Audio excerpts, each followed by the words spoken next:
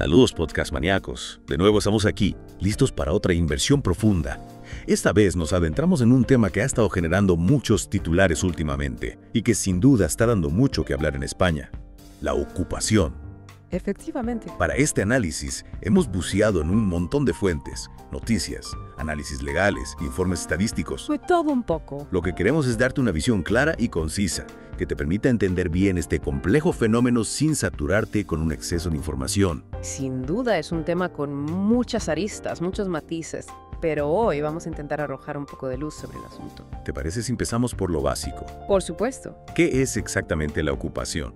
Porque he leído que no es realmente un término legal en sí mismo. Tienes razón.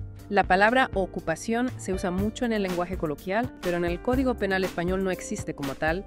En realidad abarca dos figuras delictivas distintas: la usurpación y el allanamiento de morada. Ya vio.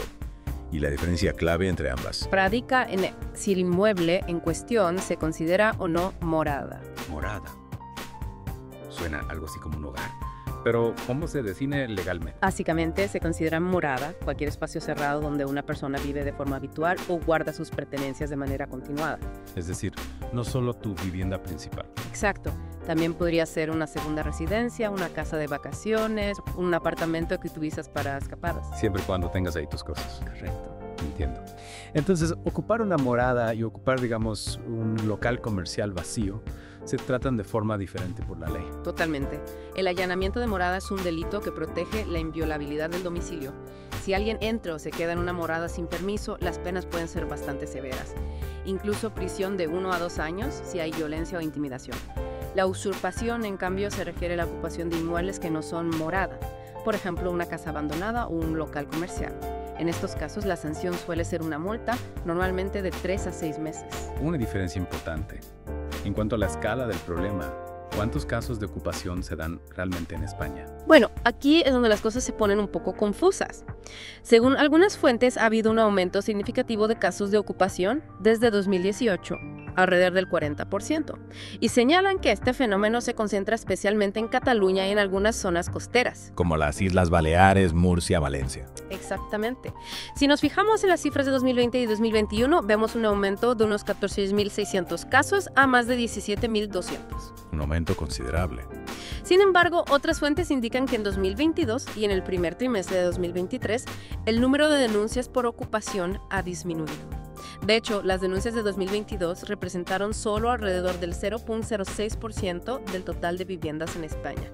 Y en 2023 hubo un total de 15.289 denuncias por ocupación. Es decir, que aunque cada caso es un drama para el propietario afectado, en términos generales, el porcentaje de viviendas ocupadas sigue siendo relativamente bajo. Así es. Hablando de dramas, has mencionado antes el término inquiocupación. ¿Puedes explicarnos un poco más sobre este fenómeno? Claro. La inquiocupación es un fenómeno relativamente nuevo, pero parece estar en auge. Se da cuando un inquilino firma un contrato de alquiler, deja de pagar y se niega a abandonar la vivienda. Ya veo. Es decir, que no estamos hablando de alguien que entra en una propiedad vacía sin permiso. No. En este caso hay un contrato de alquiler de por medio. Y se estima que este tipo de ocupación podría representar hasta el 70% de los casos. Eso es lo que sugieren algunas fuentes, lo cual significa que el perfil del ocupa también está cambiando. Ya no se trata solo de personas en situación de vulnerabilidad social. Cada vez hay más casos de personas con ingresos estables que simplemente deciden no pagar el alquiler y quedarse en la propiedad. Casi como una especie de rebeldía. Podría decirse. Incluso se habla de mafias que se dedican a vender derechos sobre viviendas ocupadas. Y también se ha denunciado el posible abuso de algunas medidas de protección social por parte de algunos ocupas. Un panorama bastante complejo. Y desde el punto de vista legal, ¿cómo se está abordando esta situación?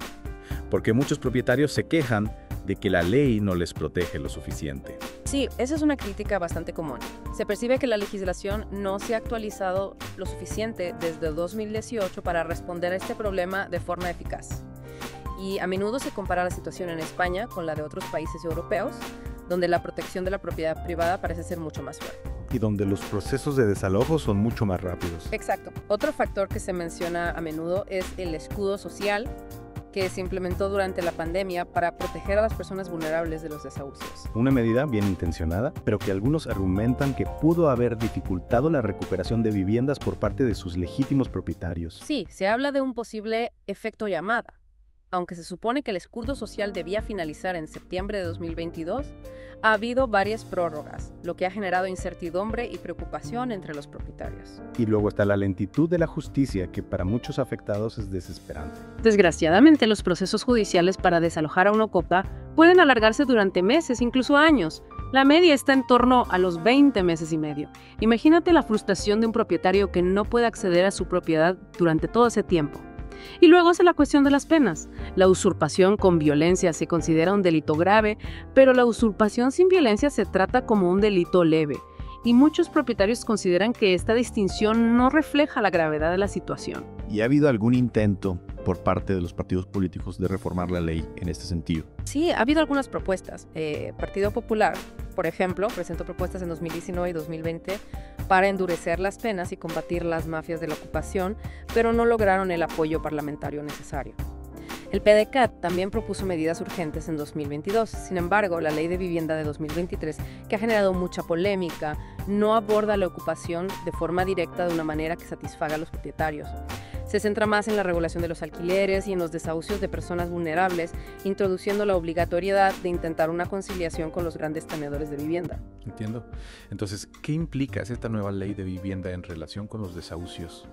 Bueno, introduce algunos cambios procesales. Ahora, en las demandas de desahucio hay que especificar si la vivienda es la residencia habitual del ocupante y si el demandante es un gran tenedor de vivienda, o sea, si tiene más de 10 propiedades. Si el demandante es un gran tenedor y el ocupante es vulnerable, hay que demostrar que se ha intentado una conciliación. Si el demandante no es un gran tenedor, debe aportar el título de propiedad. Parece que se añaden más trámites y más carga de la prueba para los propietarios. Sí, especialmente para los grandes tenedores. La idea es intentar agotar las vías de acuerdo antes de recurrir a la vía judicial, pero eso también implica más tiempo y más complejidad. Y mientras tanto, los propietarios afectados Sufren las consecuencias. No solo la imposibilidad de acceder a su propiedad, sino también las pérdidas económicas. Tienen que seguir pagando el IBI, los suministros, la hipoteca. Conocimos el caso de Nacho, que lleva años luchando por recuperar su vivienda ocupada, y el de Pilar, que tiene una inquilina que no paga el alquiler desde hace casi 3 años, mientras ella sigue pagando la hipoteca. Son historias que ilustran el drama humano y económico que hay detrás de cada caso de ocupación. Un tema que, como es lógico, genera diferentes posturas políticas. Por supuesto. Partidos como el PP, Vox y Ciudadanos critican la ley de vivienda, argumentando que protege a los ocupas y vulnera el derecho a la propiedad privada. Mientras que el gobierno defiende la ley como una medida necesaria para regular los alquileres y proteger a los inquilinos vulnerables, incluidos los pequeños propietarios que sufren impagos. Así es. Hay un debate abierto sobre cómo equilibrar la protección de la propiedad privada con la garantía del derecho a la vivienda. Y si miramos a otros países europeos, vemos que hay enfoques muy diferentes en Alemania, Francia, Italia, Reino Unido. Las penas por ocupación son mucho más duras. Y los procesos de desalojo son mucho más rápidos. Incluso en los Países Bajos, donde la ocupación se toleraba en cierta medida hasta 2010, una reforma legal la convirtió en delito penal y ahora los desalojos son mucho más ágiles. Es interesante ver esa diferencia de enfoque.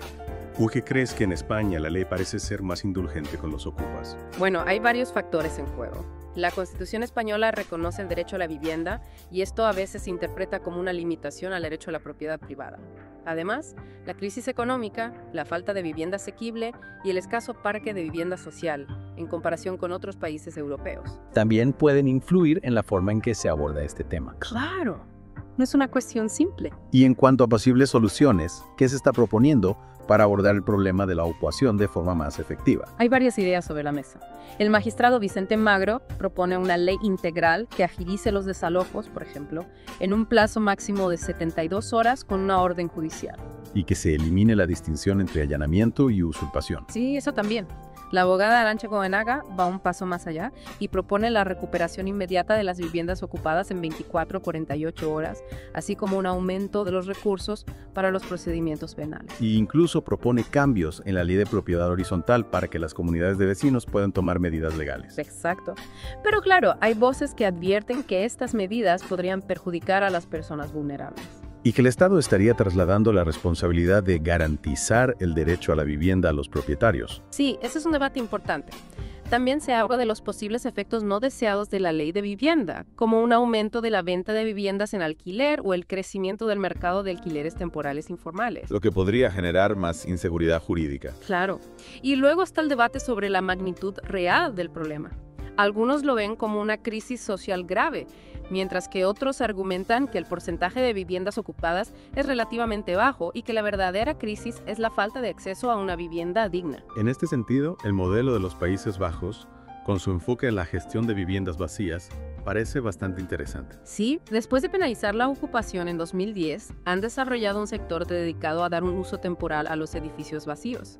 Ofrecen alquileres flexibles a corto plazo, lo que proporciona soluciones habitacionales temporales a personas que lo necesitan y evita que las propiedades sean ocupadas ilegalmente. Un enfoque que quizás podríamos explorar en España. Podría ser una opción a tener en cuenta. En definitiva, podcast maníacos. La ocupación en España es un tema complejo y multifacético. No hay respuestas fáciles ni soluciones mágicas. Hemos visto datos contradictorios, diferentes interpretaciones de la ley, distintos enfoques en otros países. Y un debate político que a veces se polariza en exceso. Lo importante es tener una visión global del problema, entender las diferentes perspectivas y buscar soluciones que sean justas y eficaces para todos. Y ahora, la pregunta del millón para vosotros, podcast maníacos.